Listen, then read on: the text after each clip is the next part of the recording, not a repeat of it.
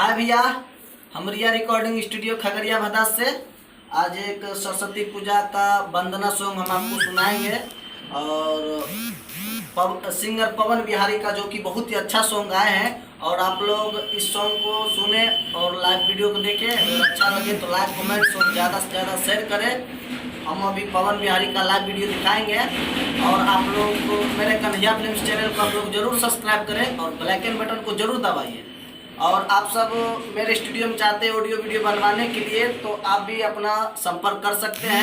मेरे स्टूडियो का vocal recording mixing अगर अच्छा लगता है तो आप लोग निश्चिंत रूप से आइए, अपना ऑडियो वीडियो बनवाइए। ना यहाँ किसी का ठगा जाता है और यहाँ पर सिर्फ काम किया जाता है। और काहेल आप लोग दिल्ली पंजाब पटना जाते हैं और आपके खगड़िया डिस्ट्रिक्ट में बढ़िया काम होता है और हम लोग बढ़िया काम कर देते हैं। एक बार विश्वास के साथ आप लोग आइए और अपना काम एक बार जरूर करवाइए। अब आइए हम अभी लाइव वीडियो सुनाते हैं और इसके बारे में आप भी कुछ कहिएगा। पवन जी कुछ कहिएगा।